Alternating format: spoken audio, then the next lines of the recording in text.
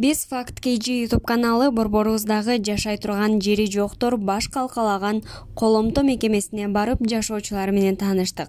Алардын бири Казак улутундагы Кадыржан Бегалиев менен маектештик. Союз тараган заводдор жабылды. Ага чейин заводдо иштешим. Завод жабылды. Жумуш жок. Союз тарагандан кийин. Носбалдар менен әңгімелесіп отырып, осы барып істесек қайтет деп, сосын мен осы Қырғызстанға келіп қалдым. Келіп, бұл жақта проводник болып, проводниктің немесін училищеде, 20-ші училище. Осы проводниктің оқып, ана бітіргеннен кейін сразу рейске шығып кеттік. Көп жерге қатынадым. Москваға, Свердловскіге, Междуреченске, Новокузнецк. Толтырайым. 6 жыл, 7 жылда істедім. Уже 7 жылдан кейін уже проводникке іштеудің өзі еме болып кетті. Іштей болмай қалды. Потому что жолшыбай текшерушілер көп.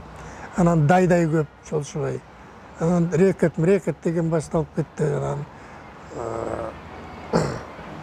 Іштегенде де уже құрсын деп, тастап. Бір транспорттан екінші транспортқа водитель болып, өзімде водитель болып істеп жүргем, водитель троллейбусы шарда 7 жыл, 6 жыл бұл жерде водитель болып істедім. Үшініп жүргенде уақыт өтіп кетті. Қалай өткенде білбей қалады екенсің, жұмыспенен алаңдап жүріп, жұмысқа айланысып жүргенде уақыттың қайтып өткеніне, қалай кеткеніне. Үй білемізші бәке? Иә. Үй білемізші? Үй білемін, Қазақстанда, мен бияққа жұмысқа кеткеннен осы жақта қалған баласағам бар. Қанша балаңыз бар? Так, 4-еу. Сіз ошондон кийин көргөн жоксуз бул балдарыңызды? Казакстанга барып турдуңуз да? Жо 97 жылга чейин араласып барып турдум. Москваға ары өткенде, бері өткен сайын елдер ар жаққа коммерция менен немне алып барса, мен бұл жақтан онды алып барып, о жақтан бияққа дегенде жолай семьяға тастап кетіп, тірлігін қыла берсін деп, оларды бекер жатпасын деп. 97 жылдан кейін барған жоқсыз ба? Одан кейін жоқ. Одан кейін барған жоқ. Одан кейін связь үзіліп кетті, дағы көп. Қатынас болмай қалды. Жұмыстан жұмыста жоқ. Жұмысқа еметейін десең барлығы частный предприятие болып кетті, мекеме болып өздерінше. Частныйға барсаң, ал жақта сен трудовой, сұрабаса, басқа албаса, главное, что жұмыс істесең болды. Осы қоға оқиды. Сөйлен жүрдік. Үстіне, уже 2 жыл үшті болып қалды. Еме басталып кетпеді. Эпидемия өтеді, коронавирус деген бәле. Осыдан кішкене суықтап, денсаулық болмай ауырып қалып, больницада 3 жыл жатып. Адан келгеннен кейін, бұл жаққа келгесін, қай хабарым, азыр мен квартирада жоқпын, басқа жоқпын, квартираға снимать етші керек, қайта басқа қалу керек дегендей. Аз жақта таныштарыңыз жоқ па? Бұл жақта танысым жоқ. Біреле танысым бар, ол уақытта қолынан келген жәрдемін беріп атады. Ол бұрынғы менің өзім бірге істескен жігіт болшы. Ал Кыргызстандан үй бүлө курганын, бирок көпкө жашабаганын айтты. Харакет кылдым, кылган менен не алайын, ал оның барығыда мен сияқты үй жоқ, жай жоқ, квартираға или көлден немесе басқа жақтан келгендерді. Өшентіп келгендер менен танысып қаласың, осындай еметіп ептеп жаңағы еметеміз дегеннен кейін. Мақұл болып, квартира алып, квартира снимать етіп, жасап тұрдық. Көпке шыдап айтқан. Еме болмағаннан кейін. Олардың бәрі де уақытша тірлік екенде. Азыр ошондо жашыңыз канчада? Қазір жасым 62-де 3-те 63-ке шықтым ғой деймін. Пенсияға документ іздеп құрап атам мен. Күзінде бір айға шыдап тұрыш керек оғыдар. Сиз ушунча жыл Кыргызстанда иштеп, анан өзүңүз Кыргызстандан үй-жай алганга аракет кылдыңызбы? Үй-жай алганга да аракет кылгам. Даже үй алатындай уақытым болған, барын емет. Анын уақытында ол кезде жа маған ол кезде семьяменен араласып барып емет жүргем да, үйім бар, жайым бар. Маған бұл жақта үйдің не керегі бар деп еметпей жүріп. Анан кейін үйге деген ақша бекерге ары бері менен жана оның үстіне інілерімде бір жұмысты болып қалды, соған жардам беріп, оларды кішкене емесінен проблемаларын айықтырып дегендей. Қазақстанға барғанға аракет кылып атасыз ба? Қандай? Қазақстанға барғыңыз келіп атабы азыр? Қазақстанға барам десем, отырған жер қой, барып келуге бола береді. Барғанда кім біледі? Азыр енді ол кезде балдар жас болшы. Азыр есейіп бәрі тұрмысқа шығып кетті, тұрмыс құрып кетті дегендей. Барғанда сені қандай қабылдайды? Ошо уақытқа шейін қаяқта жүрдің, немесе басқа алып жүрдің дегендей. Оның үстіне елдер қазір бұтпен емес ауызбенен жүреді ғой.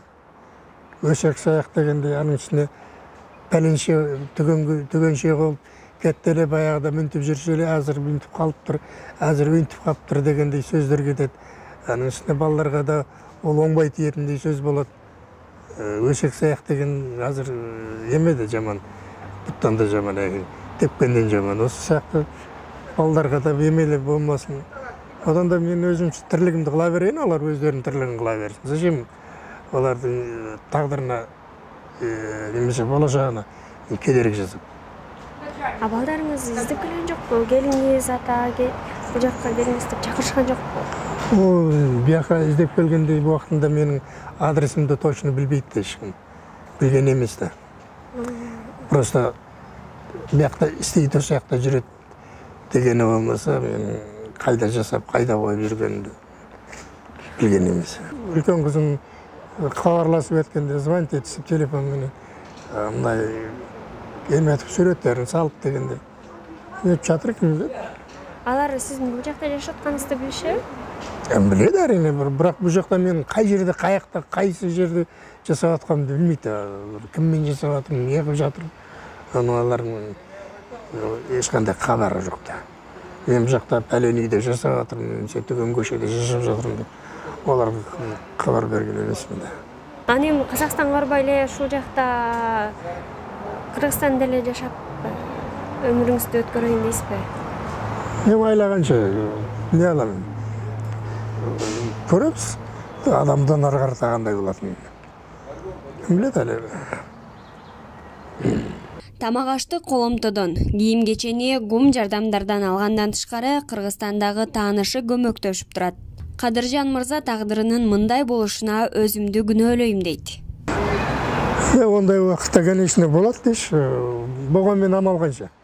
Болар иш болгондон кийин не айлаң бар. Анын үстүнө эч кимди күнөөлөй албайм, өйткөнү өзүмдү күнөөлөйм. Ушинтип кеткен дегендей. Ол кезде анын үстүнө тағдырдың өзі сондай шығар, мүмкін сондай дегендей. Ескексіз қайық сияқты. Ағыс қайық қайдаса сояққа қарай. Заманның өзі сондай болды да. Заманның ағысы сондай болып қалды деген. Анеме алдыда өзіңізге тұрақ жай алып, балким тил табышып қалсаңыз, жубайлуу болуп. Ондай дегенде ой бар әрине, конечно. Бұйырса, аның бәрін бұйырған көресің. бұйырғанын көреміз. Азырша проблемам жада пенсия уақыты жас келді, осы пенсияның уақыты келіп қалды. Өзінің документ құда болсын неметіп алсам, адан кейін тағысын көре береміз. Ал азыр да айымдар болсо чогуу жашаганга, үй бүлө курганга дайыр экенин белгиледи. Егер де жаңағыдай эметип жасайм деген киши неметсе, андайга әрине жок эмеспиз. Ошондо сиз кайсы сапаттарына карайсыз? Адамгерчилиги болсо болду. Башка сапаты. Главное, что адамгерчилиги болсо болду. Калган өз тарбиеленип алат. Балким сизге жашы дагы маанилүүдүр. Жасы, конечно, әрине. 90-дагы шалга кыз кетип баратыр десе, хан деп басын көтөрүп караган экен да. Өлөйүн деп атса да. Ошо кыз дегенде баары жалт карайт да, билет да, баары жасты жек көрсүн. Баары да жасты жакшы көрөт. Азыр жастарда катында эч кандай не жок. Өзүң менен катарлуу кишини мындай түшүнөтүндөй адам болсо, жастар каягын түшүнбөгөн. Эгер ошондойго беметем деген эме болатын болсо, әрине баары да жасагысы келет. Олар да адам го, олар да жасап, олар да кичине турмуш кургусу келет. Маселен туурабы? Олар да кичине жакшы жасагысы келет. Олардын да тамак аш кичине жеткиликтүү болуп турса, кийим кечеги бүтүн болуп турса, одан башка артык эмне керек экен? Барлык эменин баары ошо да азыр. Ушун ынтымак, адамгерчилик, бирин-бирин сыйлап жасау керек дейсің. Сыйламай күнде арыңдырың, әрән-тәрән болса, онда Құдай арыңды берсін.